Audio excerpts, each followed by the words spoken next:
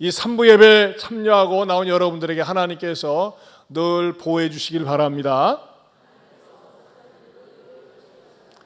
아멘. 우리 옆에 분들에게도 인사할까요? 하나님께서 늘 보호해 주시기 바랍니다.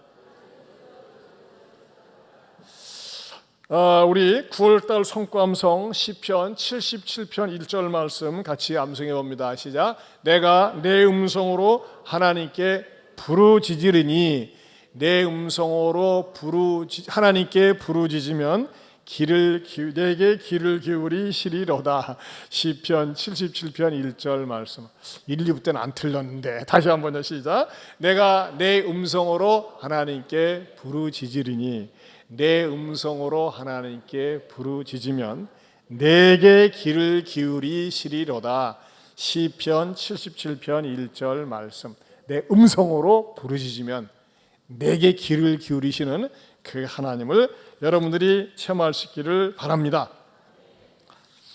지난 주일에는 오늘 말씀을 통해서 성경 전체에서 발견할 수 없는 생선에게 붙어있는 비늘 같은 게 사울에게 붙었다고 그랬습니다. 그렇다면 이건 그냥 대충 넘어갈 사건이 아니거든요. 왜 하필은 눈곱이 잔뜩 낀 게 아니라 비늘이 붙었을까? 그런 상징적인 의미에 대해서 말씀을 드렸습니다. 사울은요, 가만히 그의 이 삶을 되돌아보면 율법이란 비늘에 덮여가지고서 살았습니다. 그러다가 주님을 만난 다음에 복음의 눈이 탁 띄어졌죠. 그리고 그는 철저한 율법주의자였기 때문에 그 율법에 조금만 어긋나면 가차 없었습니다. 미워하고 정죄하고. 그래서 오죽하면 예수 믿는 사람들을 잡아 죽이는데 선봉장이 되었겠습니까? 그렇게 미움과 질시의 비늘에 뒤덮였던 자가 복음을 듣고 예수님 만나면서 사랑의 사도가 됩니다. 더 나아가서는요, 그에게는 형제가 없었어요. 이 완벽주의자들은요, 그 주변의 사람들이 끼기가 힘듭니다. 완벽주의자는 피곤하거든요. 부인이나 남편이 완벽주의자가 되어보세요. 산다는 게 깨끗할지를 모르지만은 피곤합니다. 좀 약간 지저분하고 약간 좀 더티해야지 면역력도 생기고 좋지 않겠나, 그런 생각이 들어갑니다. 예, 이 사도 바울은 바울 이전에 사울이었을 때 굉장히 완벽주의자였기 때문에 그 주변에 사람이 없었어요. 그러나 복음을 듣고 형제 애가 마음속에 싹 틉니다. 그래서 이 사도 바울의 서신서를 보면요, 참 많은 사람들이 등장합니다. 그 주변에 그를 아껴주고 사랑해주고 이끌어주는 그런 사람들, 그야말로 사도 바울의 광팬들이 많습니다. 오죽하면은 사도 바울이 워낙 눈이 안 좋으니까 눈이라도 빼어주고 싶은 사람, 그런 사람이 생겼겠어요. 그 정도로 형제 사랑 속에서 그가 사역을 한다는 것에 대해서 말씀을 드렸습니다. 오늘은 사도행전 강의 142번째가 되겠습니다. 오늘 제목이 뭡니까? 참된 강건함. 이 제목은 어디서 뽑아냈느냐? 19절입니다. 같이 읽어볼까요? 시작. 음식을 먹음에 강건하여 지니라. 어떻게 보면 이 한 구절이 설교가 될 수 없고 설교 제목이 나올 수 없어요. 왜? 너무나 평범합니다. 그리고 음식을 먹음에 강건하여지니라, 이 말씀은요, 성경에서 빼도요 오류도 없을 뿐만 아니라 앞뒤 구절을 이해하는데 전혀 지장이 없습니다. 그런데도 불구하고 의사 누가는 이 말씀을 딱 놓았어요. 왜? 음식 먹고 강건해지는 게 뭐 대수로운 사건 아니지 않습니까? 그런데도 불구하고 왜 하필이면 이 구절을 음식을 먹음에 강건하여지니라, 이 말씀을 성령의 감동을 받아서 기록을 했을까? 그리고 이 말씀이 오늘 우리들에게 주는 영적인 교훈과 의미는 무엇일까? 성령님께서 가르쳐 주신 것을 이제 여러분들에게 전하겠습니다. 첫 번째, 이 말씀을 통해서 주신 은혜는 회복으로의 부르심이라고 하는 것입니다.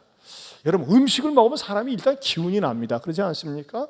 근데 음식을 먹으면 기운이 난다는 것은 너무나 당연한데, 우리 그리스도인들에게 있어서는 강건해지는 것, 힘이 나는 것은 일정한 순서가 있다고 하는 것입니다. 그것은 뭐냐면은 영적으로 또는 마음이 병든 가운데서 잘 먹으면 오히려 탈이 납니다. 예를 들면은 젖을 먹이는 어머니가 산모가 막 속이 상하고 기분 나쁘고 막 슬픈 일을 경험했어요. 들었어요. 그런 가운데서 아이에게 모유를 먹여보세요. 아이는 대번에 설사를 합니다. 분명히 이 모유하고 아이하고는 관계가 없는데 엄마의 마음 상태에 따라서 영적으로 속상하고 화나는 일을 가지고 그대로 모유를 주면 탈이 납니다. 이것은 특별히 그리스도인들도 마찬가지라고 하는 것입니다. 그리스도인들에게 있어서 음식 먹는 일과 영적인 일은 깊은 상관관계가 있습니다. 먼저 두 가지 사건을 찾아보겠습니다. 첫째는요, 믿음 떠났던 제자들을 불러서 회복시키신 사건과도 깊은 관계가 있습니다. 예수님의 제자들은 예수님을 열심히 따라다녔다가 예수님이 십자가에 못 박히니까 두렵고 무서워서 다 피신하고 도망갔었습니다.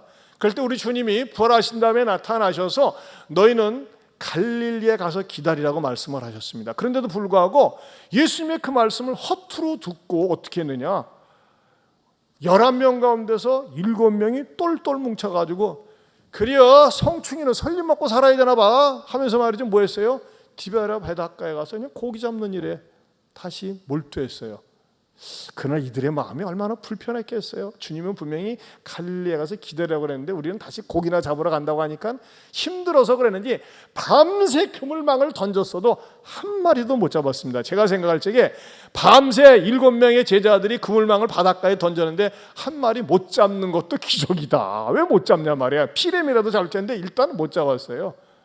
그러다가 우리 주님께서 새벽녘에 딱 나타나셔가지고 그물을 갖다가 배 오른편에 던지라고 그랬습니다. 올라 밤새 오른편에 몇 번 던져봤는데 왼편은 이건 오른편이고 못 잡았는데 주님이 말씀하시니까는 그물을 갖다가 던졌더니 어떻게 됐어요? 그물이 거의 찢어지기 전에 찢어질 정도로 그런 상황만큼 고기들이 가득 채워졌다는 것입니다. 그런 다음에 주님께서는 뭐라고 말씀하십니까? 이 제자들의 마음속이 말이죠, 주님께 대해 죄송하고 부끄럽고 쑥스럽고 그냥 입은 있지만 말을 못하는 유구무원입니다. 그런데 주님의 이 첫 마디가 제자들의 마음을 부드럽게 하고 주님께 가까이 다가갈 수 있었다는 것입니다. 그게 뭡니까? 요한복음 21장 12절 말씀 같이 보겠습니다. 예수께서 이르시되 와서 조반을 먹으라 하시니. 얼마나 보통 사람 같으면 야, 니네들은 왜 찌질이냐, 왜 뺀질이냐, 왜 내 말도 안 듣고 왜 그따구로 나가냐 할 수 있을 텐데 주님은 묻지도 따지지도 않고 와서 밥 먹어. 그게 뭐예요? 바닷가 배에서 내리자마자 콧속으로 생선 굽는 그 구수한 냄새와 떡을 굽는 냄새, 그 생선 굽는 소리와 냄새가 딱 들어오는 거예요. 어떻게 냄새 나십니까? 네, 점심때가 조금 있으면 다가오죠. 냄새를 맡으면서 주님이 마련해 놓으신 그 정찬에 오찬에 가는 겁니다. 조반이죠. 조반에 딱 가서 앉아서 주님과 식사를 나눕니다. 제자들은 할 말이 없어요. 뭐라고 말을 하겠어요. 그 가운데 대표성을 띠는 베드로에게 우리 주님이 뭐라고 물어보십니까? 요한복음 21장 16절에 요한의 아들 시몬아, 내가 나를 사랑하느냐? 사랑을 묻습니다. 그때 베드로는 주여, 내가 주님을 사랑하는 줄 주께서 아십니다. 이렇게 고백하면서 베드로는 두 번 다시 변절하지 않고 마음 바뀌지 않고 일편단심 사명자로 살다가 그가 나중에 순교를 당할 때 십자가에 못 박으려고 했는데 어떻게 내가 감히 주님처럼 십자가에 못 박힙니까 하면서 거꾸로 못 박혀 순교를 당했다고 하지 않습니까? 자, 예수님의 제자들이 고기 잡으러 갔다가 실패했다가 주님이 단시 불러서 뭐 했어요? 밥을 먹이면서 회복시켜 주셨어요. 사울을 보십시다. 사울은 어떤 사람입니까? 믿음이 없었던 사울을 불러주셨어요. 회복시켜 주셨어요. 베드로와 제자들은요, 믿음이 어떤 사람들? 믿음이 없었던 사람이 아니에요. 믿음을 떠났던 사람들이에요. 믿다가 떠났던 사람들이었고, 사울은 믿음이 없었던 사람이었어요. 어느 정도로 없었어요? 예수 믿는 사람을 박해하고 잡아 죽이려고 했잖아요. 그런 사울에게 주님이 어떻게 하셨다고 그랬어요? 사도행전 9장 4절에 사울아 사울아 내가 어찌하여 나를 박해하느냐 부르셨을 때 그가 꼬꾸라지면서 3일 밤낮을 울며 회개하고 그의 눈에 비닐이 덮여져 있을 때 아나니아를 통해서 안수하여 고쳐주고 그 다음에 한 첫 번째 행동이 뭐냐? 바로 오늘 본문 19절입니다. 음식을 먹음에 강건하여 지니라 라고 성경에서 말씀하고 있습니다. 다시 말씀드리면 베드로와 사울의 차이점이 뭐예요? 베드로는 믿었다가 떨어져 나갔던 사람이에요. 한때 믿었다가 다시 회복된 사람이고, 사울은 믿음이 없었던 사람이 돌아왔는데 그 과정에서 중요한 수단이 뭐였어요? 음식을 먹도록 했다고 하는 것입니다. 즉 여기서 발견할 수 있는 귀한 첫 번째 진리가 뭐냐면요, 그리스도인들에게 있어서 제일 중요한 게 우선순위가 영혼이 먼저 잘 되어야 한다는 것입니다. 여러분, 우리가 이 땅에 살면서 영혼이 잘 되지 않고 육신이 잘 되고 세상적으로 잘 돼 봐야 그 뒤에 남는 것은 험한 것밖에 남는 것이 없습니다. 그렇기 때문에 영혼이 잘 돼야 됩니다. 이 영혼이 잘 되는 우선순위를 사도 요한은 요한 3서 1장 2절에 이렇게 말씀하고 있습니다. 같이 읽어봅니다. 사랑하는 자여, 내 영혼이 잘됨 같이 내가 범사에 잘되고 강건하기를 내가 간구하노라. 여러분, 많은 사람들이 영혼이 잘 되는 것에 별로 관심이 없습니다. 눈에 보이는 것, 육신, 인간적인 것, 이런 것에 관심이 있습니까? 그러다 보니까 뭐예요? 시간이 지나면서 자기의 영혼이 피폐해져가고 망가져가는 것을 모른다는 것입니다. 자, 이 영혼이 잘 돼야 되는 중요성에 대해서 마가복음 2장에 한 중풍병자가 나옵니다. 이 중풍병자는 말이죠, 완전히 식물인간이었습니다. 그렇기 때문에 당시에 의학적인 방법으로 치료할 수 있는 방법도 없다 보니까는 손을 못 쓰고 속수무책이 했는데 4명의 친구가 가면서 우리 친구를 살려야 되겠다 해가지고 누구에게 데려갑니까? 예수님께 데려가는데 예수님은 어디에 계셨느냐? 가버나움 회당에서 말씀을 전하고 있었습니다. 4친구가 중풍병자를 데리고 가는데 너무나 사람이 많아서 들어갈 수가 없어요. 그래서 바깥에서 기다리고 예수님 설교 마치면 나오실 때 안수해달라고 해야 되겠다 했는데 언제 끝날 줄 몰라요. 안 되겠다 싶으니까 어떻게 합니까? 지붕 위에 올라가서 지붕을 뜯어가지고 위에서 이렇게 달아내립니다. 그러면 말이죠, 목적이 어느 정도로 심하면, 어느 정도 저렇게 사모함이 있으면 친구를 살리려고 했을까 하면서 우리 주님께서 이 그 중풍병자를 보고 뭐라고 말씀하셔야 됩니까? 내가 고침을 받았느니라, 이렇게 말씀하셔야 되는데 예수님의 일성은 뭐였어요? 내 고침을 받았느니라가 아니에요. 내가 치료함 받았느니라가 아니었어요. 예수님께 온 목적은 병을 고침받기 위해서 왔는데 예수님은 엉뚱한 말씀을 하세요. 어떤 말씀이었어요? 마가복음 2장 5절에 작은 자여, 내 죄사함을 받았느니라 그랬어요. 너무나 충격적인 말씀입니다. 분명히 이 중풍병자는 어떻게 질병이 찾아온 겁니까? 뇌혈관이 터져가지고 사지를 못 쓰니까는, 그래서 식물인간으로 살고 있었는데 우리 주님은 이 친구의 질병의 원인이 죄 때문에 왔다는 거예요. 죄, 아무도 모르는 죄, 그 죄 때문에 고민하다가, 죄 때문에 괴로워하다가 죄로 인해서 스트레스를 받아가지고 그것 때문에 뇌혈관이 터져서 질병이 왔다고 하는 것을 주님이 먼저 아시고 죄 문제를 해결해 주시고 그 다음에 내 자리에서 일어서 걸어가라, 그리고 육체를 치료해 주신 것입니다. 자, 여기서도 우리가 배울 수 있는 귀한 진리가 있습니다. 여러분, 우리가 영혼의 문제를 먼저 다루지 않고 육신의 문제, 물질의 문제, 인간적인 문제를 다루려고 하면요, 순서가 뒤바뀌기 때문에 절대 해결되지 않습니다. 중요한 것은 뭡니까? 영혼의 문제, 영적인 문제를 먼저 해결받아야 한다는 것입니다. 사울은 분명히 그가 불신자로 핍박자로 살았었지만은 그가 하나님을 만난 다음에 안수받고 그 다음에 음식을 먹고 강건해지고 전도자로 살았습니다. 베드로는 어땠습니까? 주님을 따랐던 제자였지만은 그가 곁길로 나갔다가 주님을 만나고 난 다음에 음식을 먹고 그 다음에 사명자로 살았다는 것입니다.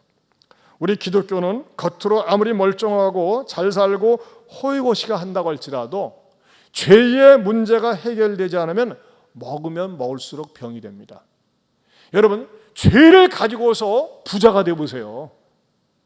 죄를 여전히 지니고 있으면서 계속 성공해 보세요. 이건 성공이 아닙니다. 어느 날 갑작스럽게 망합니다. 그렇기 때문에 하나님 앞에서 이 죄의 문제가 해결이 되어야 합니다. 사랑하는 성도 여러분, 혹시 여러분 가운데서 하나님 앞에 숨겨놓은 죄가 있습니까? 감춘 죄가 있습니까? 해결받아야 됩니다. 여러분, 이 중풍병자는 죄 때문에 중풍병이 왔어요. 그러나 오해하지 마세요. 모든 병이 죄 때문에 오는 것은 아니에요. 하지만 분명한 사실 하나는 어떤 병은 죄 때문에 옵니다. 한번 따라서 하실까요? 모든 병이 죄 때문에 오는 건 아니지만 어떤 병은 죄 때문에 온다. 누가 할까요? 내가 합니다. 성령님 아세요. 왜 우리 집안에는, 왜 나에게는, 왜 그 인간에는 계속 그런 죄에 매여서 살고 있는가? 감추기 때문에 그래요. 어떻게 됩니까? 회개해야 됩니다. 하나님 앞에 나와서 통에 잡아가고 회개할 때에, 그 다음에 죄의 문제가 해결되어질 때에 마음의 문제, 육신의 문제, 관계의 문제도 회복이 되어지고 먹는 것이, 그것이 살이 되고 뼈가 되고 강건하게 되는 줄로 믿습니다. 그 다음에 두 번째로는 먹는 것이 차원이 달랐다는 것입니다.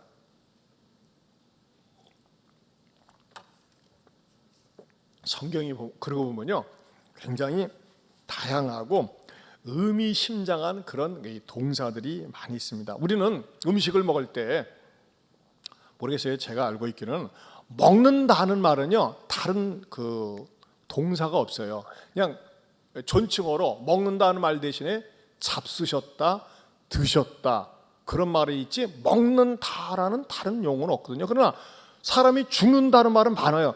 죽었어요, 가슈, 돌아가셨어, 뻗었어요, 뭐 이제 거칠게 가면 되졌슈 하면서 말이죠. 이렇게 여러 가지 죽는다는 말은 표현이 다양한데 먹는다는 말은 그냥 딱 먹는다.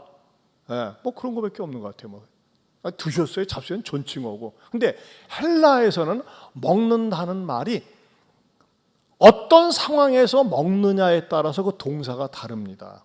예를 들면 몇 가지가 있는데 에스디오라고 있어요. 에스디오는 그냥 일반적으로 음식을 먹을 때, 일반적으로 늘 통상적으로 음식을 먹을 때는 에스디오라는 말을, 동사를 씁니다. 그 다음에 트로고라는 헬라어가 있습니다. 이 트로고는요, 딱딱한 빵을 잘게 씹어 먹을 때, 우리가 빵이 딱딱하니까 찢어서 먹거나 이걸 잘라가지고서 잘게 씹어 먹을 때는 트로고라고 쓰고, 또 요즘처럼 말이죠, 혼밥, 혼자서 밥 먹을 때 누구랑 먹는 것이 아니라 세네스 디오라는 말 씁니다. 뭐 이것을 뭐 여러분에게 숙제 주거나 시험 볼 거 아니니까는 메모하지 않고 그냥 이런 용어가 있구나 기억만 하시면 됩니다. 중요한 것은 오늘 본문에 있는 먹다라는 동사를 설명하기 위해서 이렇게 제가 예정을 든 것입니다. 오늘 본문에 등장하는 음식을 먹으매라는 이 동사는 다른 성경 어디에서, 성경 66권 어디에서도 단 한 번도 사용하지 않았던 동사를 쓰고 있다는 것입니다. 그건 뭐냐? 람바노라고 하는 헬라어입니다. 람바노. 이 람바노라고 하는 동사는 먹다라고 하는 뜻도 있지만 이 람바노 속에는 취한다는 의미가 있다고 하는 것입니다. 취한다. 특별히 취하는데 무엇을 취하느냐? 생명을 취한다. 유일하게 여기에서만 이 생명을 취한다라고 하는 이 람바노를 갖다가 여기에서 음식을 먹음의 이 동사로 사용하고 있다고 하는 것입니다. 그렇다면요, 우리는 새로운 관점에서 사울이 음식을 먹음에 강건하여 지니라라는 말씀을 새로운 관점에서 해석을 할 수 있다고 하는 것입니다. 그 새로운 관점에서 해석은 뭐냐? 사울은요, 요 시간에 음식을 먹기 이전에도 많은 음식을 먹어 왔었습니다. 그런데 그가 오랜 세월 동안 음식을 먹어 왔었지만 무엇을 위해서 먹어 왔습니까? 자기 자신의 육신을 위해서 먹어 왔어요. 자기 인생을 위해서 먹고 살아왔다는 것입니다. 특별히 그런 무엇에 대해서 먹고 살았습니까? 율법학자요, 하나님의 교회를 핍박하는 자로서 먹고 살았어요. 어느 정도로 열심이었습니까? 갈라디아서 1장 13절에서 14절 같이 보겠습니다. 내가 이전에 유대교회에 있을 때 행한 일을 너희가 들었거니와 하나님의 교회를 심히 박해하여 멸하고 내가 내 동족 중 여러 영갑자보다 유대교를 지나치게 믿어 내 조상의 전통에 대하여 더욱 열심히 있었으나, 아주 열심은 있었어요. 그 열심을 위해서 뭐 해야 돼요? 먹고 살아야 돼요. 열심히 먹었어요. 하지만 그건 뭡니까? 육체를 위해서, 자기 자신을 위해서 열심히 먹었다고 하는 것입니다. 그러나 그가 먹었던 삶은 자기 자신을 위해서 먹었기 때문에 의미가 없어요. 가치가 없는 것입니다. 왜? 방향 선택을 잘못했기 때문에. 여러분, 어제 신문에 보니까요, 일본 역사상 지난 8월 달 가장 많이 자살을 했대요. 특별히 코로나 블루 때문에 가장 많은 자살수가 나타났대요. 우리나라는 아직 통계를 안 내봐서 모르겠는데 일본은 일단 그랬답니다. 여러분, 사람이 왜 극단적인 선택을 할까요? 이런 생각이 딱 자리 잡을 때입니다. 왜 살지? 내가 뭐 때문에 이렇게 발버둥 치며 살지? 왜 직장 다녀야 되지? 왜 이렇게 먹고 살려고 내가 아둥바둥 되면서 살지? 이게 의미가 없지? 삶의 의미를 느끼지 못할 때, 왜 사는지, 무엇 때문에 사는지 의미를 느끼지 못할 때, 죽어버리지 뭐. 앞으로도 이렇게 살 바에야 차라리 죽는 것이 낫지 않을까? 왜? 내가 먹고 살기 위해서, 밥 벌어 먹고 살기 위해서 사는 거가 말이죠. 단순히 이 고기 덩어리 육체만을 위해서 사는 것처럼 생각이 되기 때문에 그렇습니다. 육신을 위해서 인풋이 뭐예요? 음식을 먹잖아요. 그러면 아웃풋이라는 건 뭡니까? 결국 육체 덩어리를 유지하기 위해서 아웃풋으로 나오는 것은 배설물 제조기, 인분 제조기밖에 더 되겠느냐, 이런 생각이 들어가니까 뭐예요? 나 육체 하나 없어져도 무슨 누가 뭐 놀래긴 하겠어 하면서 가볍게 생각을 하는 겁니다. 이런 생각에서 나온 게 뭐죠? 공산주의 유물 사상이 아니겠습니까? 공산주의 유물 사상, 사람은 물질이에요. 인격체가 아니에요. 그래서 내 효용에 가치가 없을 때 없애버려도 가치가 없는 거니까는 전혀 미안하거나 부담이 없는 거예요. 제가 놀란 거가요, 트럼프가 김정은이하고 대화를 나눌 때 김정은이가 아주 기분 좋게 그렇게 얘기를 했대요. 트럼프한테 내가 말이죠, 우리 고모부 말이요, 이 다리 들들 떨면서 처형을 하고 모가지를 딱 없앤 다음에 시체 덩어리를 계단에다 놨습니다.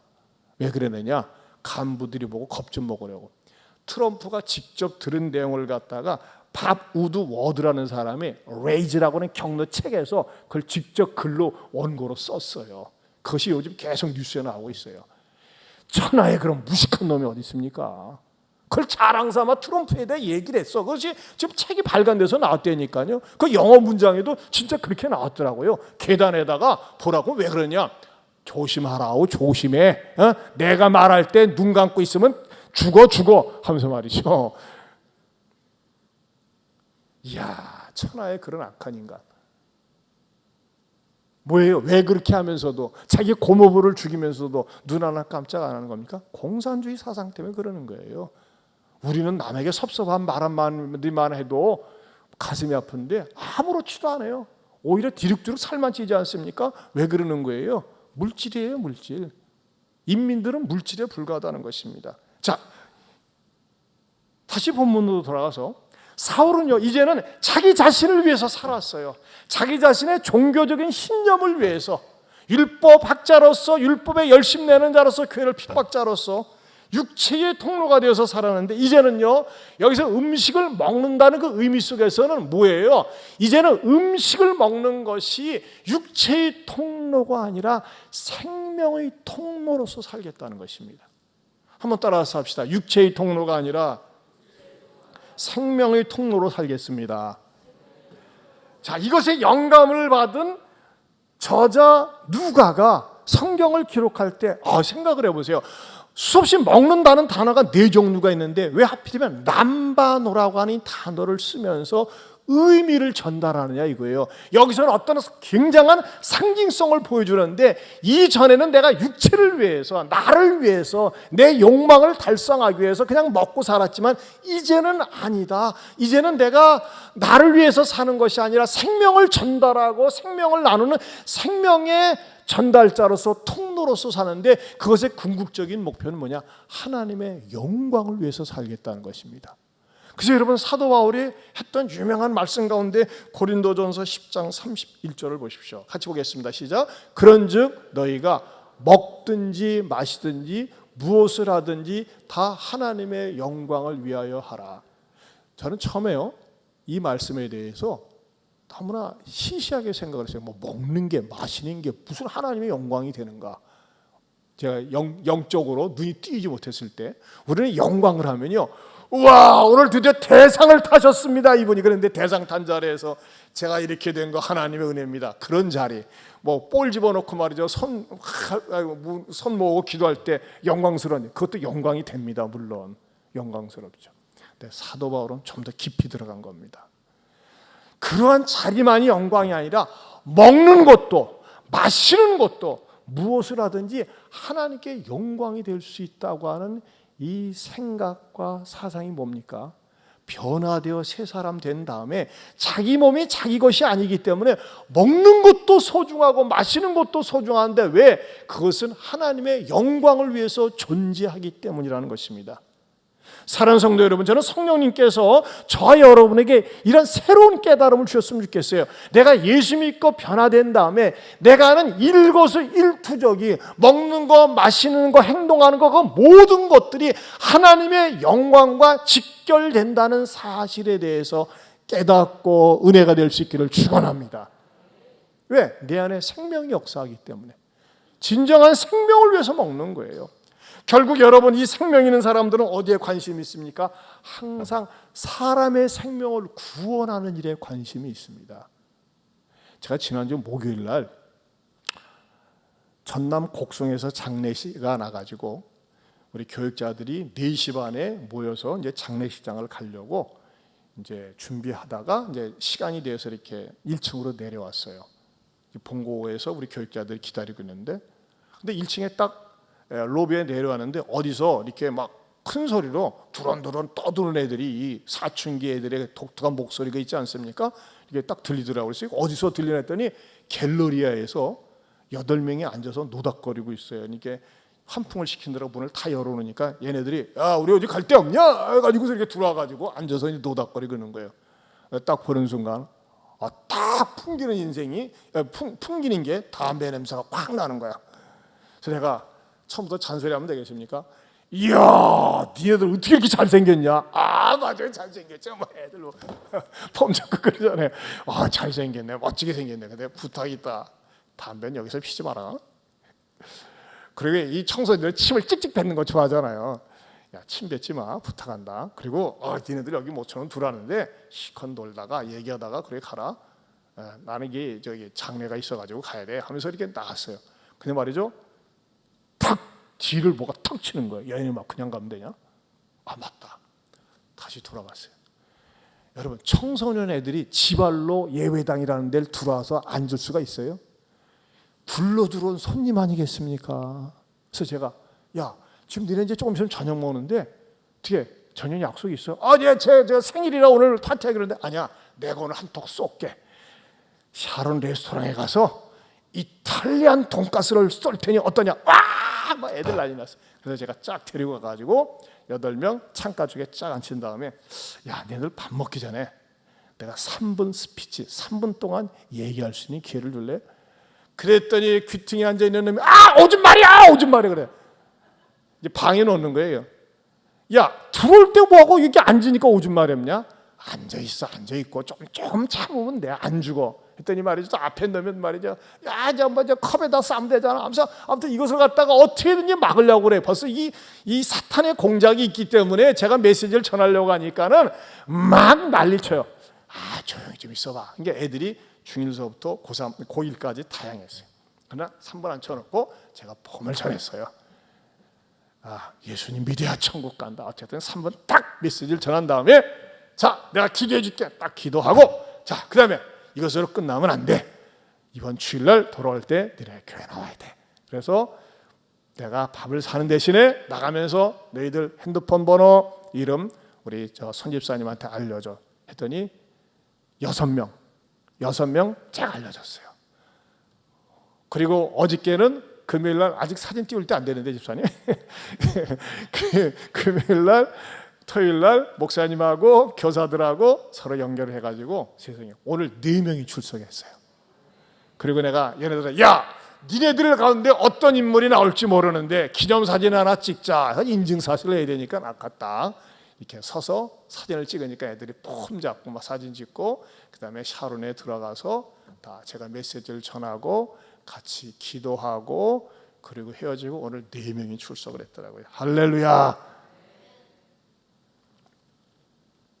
살아도 주를 위하여, 죽어도 주를 위하여, 먹고 마시는 것도 주를 위해서 사는 것의 유일한 도구가 뭡니까? 복음을 전하는 겁니다. 생명을 나누는 거예요. 저는요, 이 생명을 나누는 것 가운데 가장 좋은 수단이 방송 선교라고 생각을 합니다. 여러분, 극동방송을요 들으면 실족하는 사람이 없어요. 항상 여러분들이 웬만하면 극동방송 틀어놓고 들으시고, 또 이 전파선교사, 제가 볼 적에 전파선교사가 7,000명이 모집되어야 되는데 아직 2,500명이 안 되어 있어요. 여러분 가운데서, 또 이게 집에서 온라인으로 들으시는 분들 가운데서도 아직 전파선교사로 참여하지 못하는 분들은 이왕이면 화요일 날 들으시면서 신청을 해주시면 이게 서로 간에 맞불이 붙어요. 가속도가 붙고, 저도 아마 이게 전화로 상담을 할 거예요. 그래서 저도 이제 우리 교회적으로도 좀 참여해달라고 그래서 우리 장로님들하고 의논을 하고 우리 교회적으로도 이렇게 참여하려고 하는데, 여러분들이 이 방송 선교 얼마나 귀한지 몰라요. 여러분, 특별히 비대면 시대에 비대면, 우리가 사람 만나지 못하는데 늘 방송을 들으면서 믿음이 생기고 믿음이 좋아질 수 있는 겁니다. 생명이 생명을 낳습니다. 죽음이 죽음을 낳습니다. 사울은 말이죠, 이전에는 자기 자신을 위해서 먹고 살았어요. 그런데 뭐예요? 이제는 내가 예수님 만나고 새로운 모습으로 살아야 되겠다. 먹는 게 다르는 거예요. 이전에 먹었던 것과 이제 변화되어서 먹는 것과 다르다고 하는 의미로 저자 누가는 람바노라고 하는 생명을 취하다라는 동사를 음식의 먹음에라고 하는 그 단어 속에 넣었다고 하는 것입니다. 저와 여러분들도 정말 생명을 먹으면서 생명을 낳고 생명을 전하면서 살 수 있기를 축원합니다. 세 번째로는요, 강건해져야 한다는 것입니다. 따라서 강건해져야 합니다. 또 이 한 문장, 음식을 먹으며 강건하여 지니라, 이 말씀은요 그냥 평범하지만요 정말 깊은 의미가 있더라고요. 여기서 이 강건하다고 하는 단어는 헬라어로 에니스케오거든요. 에니스케오. 근데 이 에니스케오라는 이 단어가 유일하게 이곳 말고 다른 곳에 또 한 번 사용이 되어지는데, 그것은요 강건하여지다는 다른 의미로 예수님께 사용되어지고 있습니다. 음식을 먹으니 강건하여진다고 하는 이 단어가 어디에 쓰여지고 있다고요? 예수님께 쓰여지고 있다. 그럼 예수님은 늘 강건하신데 뭐 하는데 필요할까? 이런 생각이 들어갈 수 있지 않습니까? 예수님은요 십자가를 지시기 앞서서 겟세마네 동산에서 하나님 앞에 간절히 기도했습니다. 예수님도 인성을 지니고 있기 때문에 십자가의 부끄러움과 고통을 생각할 때 십자가를 지고 싶지 않았어요. 그러나 하나님 앞에 매달려 기도합니다. 하나님, 그 앉을 수 있는 방법은 없습니까? 이 잔을 내게서 지나게 할 수 있는 방법은 없습니까? 근데 하나님은 침묵하세요. 그때 예수님께서 몸부림쳐 기도하십니다. 얼마나 몸부림치며 기도하시던지 몸에서 땀방울이 흘러나오는데 땀방울이 핏방울이 됐다고 그랬어요. 그렇게 기도하실 때 어떤 일이 나타나는지 아십니까? 누가복음 22장 43절을 보겠습니다. 시작. 천사가 하늘로부터 예수께 나타나 뭐하더라? 힘을 더하더라. 힘을 더하더라. 이 단어가 뭐냐? 강건하여 지니라, 에니스케와 똑같은 동사를 쓰고 있다는 겁니다. 강건하여 지니라라고 하는 같은 의미의 힘을 더하더라는 그 동사로 쓰여지고 있다고 하는 이 사실은 무엇을 보여주고 있습니까? 하나님께서요 힘을 공급해 주시는 거예요. 음식을 먹으면 축 처졌던 몸이 힘을 얻는 것처럼 예수님께서 땀방울이 핏방울이 되어 기도하실 때 뭐 하는 거냐? 하나님께서 도와주시면서 감당할 수 있도록 힘을 주시는데, 여기서 힘을 더하더라는 말씀의 의미는 뭐냐면요, 약간 오해 소지가 있을 수 있어요. 고통이 제거되는 게 아니에요. 고통을 감당할 수 있도록 해주신다는 겁니다. 여러분, 사람이요 아플 때는 아파야 돼요. 예를 들면 걸어가다가 못에 찍혔어요. 가시에 찍혀서 이게 아파야 되는데 아픈지 몰라. 이건 뭐예요? 위험한 겁니다. 한센신병 환자들, 나 환자들 보면 어떻습니까?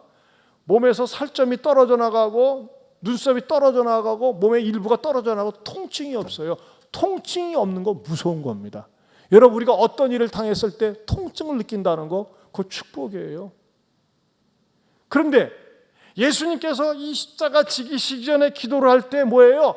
그것을 감당할 수 있는 힘을 주셨다는 것이 바로 에니스키오, 즉 강건하여 지니라는 말씀과 같다는 것입니다. 그렇다면요, 사울을 보십시다. 사울은 일평생 질병을 안고 살았어요. 어떻게 보면요, 산부인과 병원만 빼놓고는 다 다닌 것 같아요. 몸이 움직이는 종합병원이었어요. 하도 고문도 많이 당하고 눈도 나쁘고 간질도 있고. 그래서 사도 바울은 어떻게 했습니까? 특별히 간질에 대해서 기도를 해서 하나님, 창피해 죽겠어 살려다가 쓰러져서 거품 흘리고 이게 무슨 망신입니까? 이거 좀 지나가게 해주세요 하면서 기도했더니 하나님께서 뭐라고 그러셨다고 그랬어요? My grace is sufficient for you. 내 은혜가 네게 족하다. 더 이상 구하지 말아라. 3번이나 기도했는데 하나님께서 노하고 응답하셨어요. 노라고. 근데 뭐예요? 감당을 하는 거예요. 늘 끙끙 앓으면서도, 늘 고통을 앓으면서도 오히려 원망하지 않고 불평하지 않고 아픔을 감당하면서 이기는 겁니다. 여러분, 어떤 사람들이 위대합니까? 다른 사람 가면 도망갈 수밖에 없고 멀리 훨훨 날아서 어디로 피신할 수밖에 없는데 그 자리에 있으면서 감당을 하는 거예요. 여러분, 저도 우리 교회 안에서 어떤 어머님들 보면요, 남편이 30대 중반에 일찍 세상을 떠나고 애 셋이 있는데 걔네들을 키우면서 열심히 사는 모습을 보면 진짜 대견스럽고 자랑스럽고 존경하지 않을 수가 없어요. 어떤 사람은 그냥 애들이고 그냥 버려두고 도망가고 그러는데, 그런 분들에게 주어지는 게 뭡니까? 강건함입니다. 여러분, 우리가 코로나 시대를 살면서 그리스도인들이 본의 아니게 욕을 많이 먹습니다. 사과도 해야 되죠.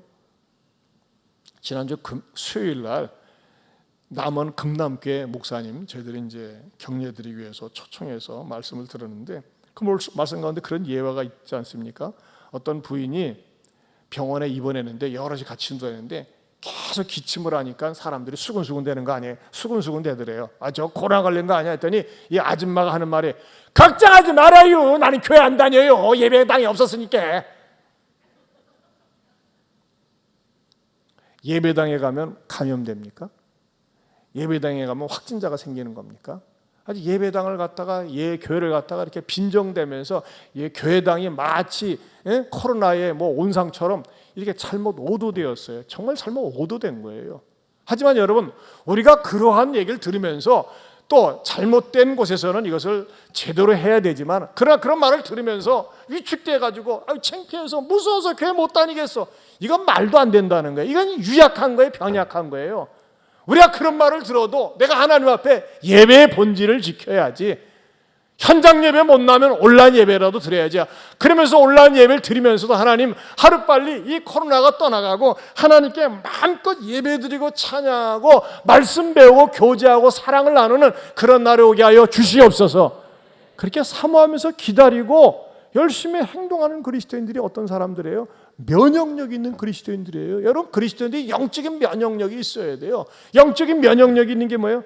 강건한 것입니다. 여러분, 강건한 그리스도인의 모습은 어떤 모습이어야 될까요? 빌립보서 4장 11절에서 13절 같이 보겠습니다.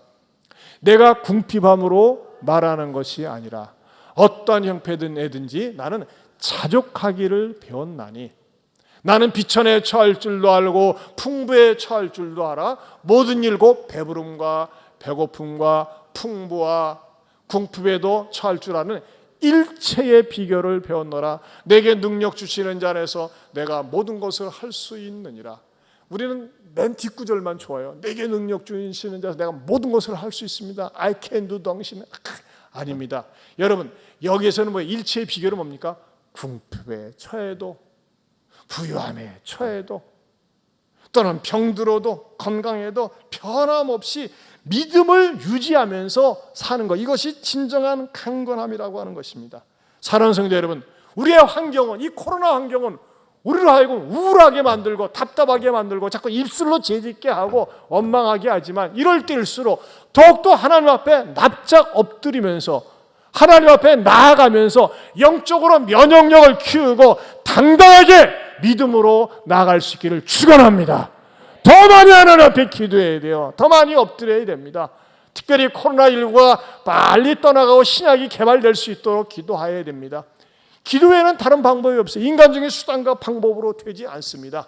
우리가 하나님 앞에 엎드려 기도하고 회개하면서 나갈 때 하나님께서는 반드시 이 코로나 이후에 다른 놀라운 세계를 주시리라 믿습니다.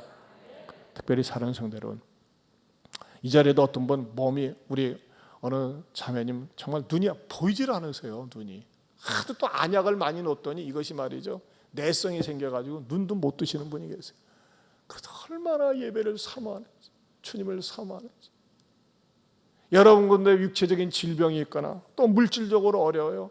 요즘 자영업자들 난리요 난리. 우리가 어느 집사님도 막 음식 장사 정말 잘 되고 그랬었는데 하루 매상이 지난 2주 동안 20만 원도 안 된다는 거예요. 얼마나 힘들어하는지. 그런 분들이 너무나 많이 있어요. 그러나 그럴 때일수록 우리가 하나님 앞에 나와서 이런 환경도 잘 적응하고 감당하면서 이럴 때일수록 말씀을 붙들고 말씀에 의지하여 또 극동방송 들으면서 승리할 수 있기를 축원합니다. 우리 이 찬양 같이 한번 불러봅시다.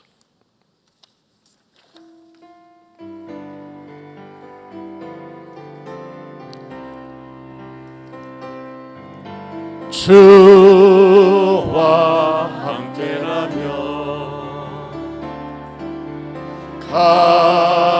가난해도 좋아. 내가 선창할게 집사님. 내가 선창할게. 참된 부요함이 내 맘에 가득하니까 때로는 날 유혹하려고 세상 바람 휘몰아쳐와도 나는 결코 잊을 수 없어. 자비로운 주의 음성을 주와 함께라면 주와 함께라면 병들어도 좋아.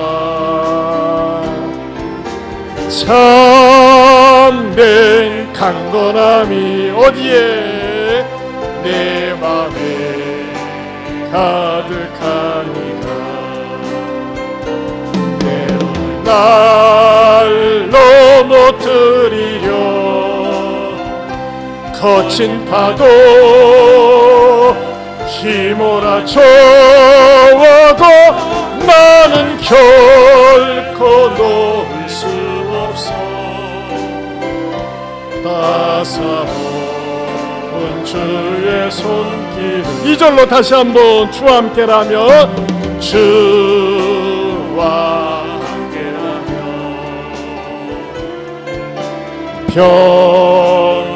병들어도 좋아. 무엇이 참된 강건함이 내 맘에 가득하니까. 아멘. 때로는 날로 못 들이려 거친 파도 휘몰아쳐와도 나는 결코 놓을 수 없어.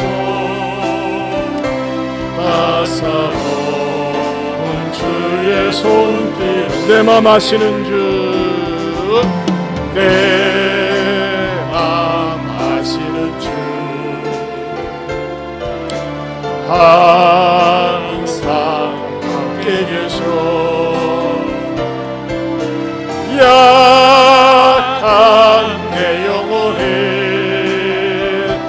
위로와 능력 주시네. 아멘. 가난해도 병이 들어도 시련의 밤 어둡고 깊어도 나는 결코 떠날 수 없어. 아름다운 주의 나라를, 주의 나라를. 이 시간에 주신 말씀 붙들고 기도하기 원합니다. 여러분, 혹시 여러분이 어디가 병약합니까? 여러분이 영혼이 병약하지 않습니까? 마음이 축 처져 있고, 마음이 어둡고 답답하고, 살맛 나지 않고 살고 싶지 않고, 이런 마음의 감정들이 여러분에게는 없습니까? 하는 일이 되지 않고, 가정적으로 원만하지 못하고, 때로는 물질 때문에, 질병 때문에 힘듭니까? 여러분, 하나님 앞에 기도하세요. 하나님, 감당할 수 있는 강건함을 주시옵소서. 하나님 앞에 먼저 바르게 서야 됩니다. 영적으로 바르게 서야지 먹는 것도 소화가 되는 것이고, 먹는 것도 몸에 건강을 지탱해 주는 거예요. 영적으로 바르게 서지 못하면요, 아무리 외부적으로 잘 한다 할지라도 소용이 없습니다. 하나님 앞에 회개할 부분 회개하세요. 하나님, 내가 하나님 순종하며 살지 못했습니다. 불순종하며 살았습니다. 용서해 주시옵소서. 죄악과 타협하며 살았습니다. 악은 모양이라도 버리라고 그랬는데 악을 쫓아가며 살았습니다. 이런 부분 회개하고 하나님 앞에 관계를 회복하기 위해, 관계 회복을 위해서 기도하세요. 그래서 하나님께서 여러분에게 다시 강건함으로 회복시켜 주시리라 믿습니다. 우리 주여 한번 부르고 같이 두 손 들고 기도합니다. 주여, 하나님 아버지 감사합니다. 고맙습니다. 하나님께서 그런 말씀 주님 들려주시고 하나님 감사합니다. 이 생명의 말씀을 듣고 승리하며 살게 하여 주시옵소서. 무슨 일이 있어도 어떤 일이 있어도 낙심하지 말게 하여 주시옵시고, 원망하지 말게 하여 주시옵시고, 입술로 채짓지 말게 하여 주시옵시고, 하나님 앞에 강건함으로 살고 하나님 앞에 쓰임받는 우리들의 삶이 되게 하여 주시옵소서. 아버지여, 우리를 통해서 영광 받아주시고, 먹든지 마시든지 무엇을 하든지 정말 하나님의 영광을 위해서 사는 우리 모두가 되게 하여 주시옵소서. 하나님 아버지, 이 자리에 연약한 분들이 있습니다. 육신의 질병이 있습니다. 물질적으로 힘이 듭니다. 하나님 아버지, 그러나 잘 감당하고 이기면서 승리할 수 있도록 도와주시옵소서. 하나님 아버지, 우리가 코로나 이 어두운 시대, 답답한 시대를 통과하고 있습니다. 그러나 주님, 잘 견디게 하여 주시옵소서. 끝까지 견디게 하여 주시옵소서. 무엇보다 내 신념으로 견디는 것이 아니라 믿음으로 견디게 하여 주시옵소서. 입술로 죄짓지 말게 해주시고 하나님과의 관계가 회복되면서 영혼이 잘된 같이 범사에 잘되고 강건한 우리 모두가 되게 하여 주시옵소서. 이제는 우리 주 예수 그리스도의 은혜와 하나님 아버지의 변함이 없는 사랑과 성령님의 감화감동 교통하심의 은혜가 오늘 들은 말씀대로 영이 먼저 강건해지고 육과 범사에 잘되기를 원하는 모든 성도들 위해 영원토록 함께 있을지어다. 아멘.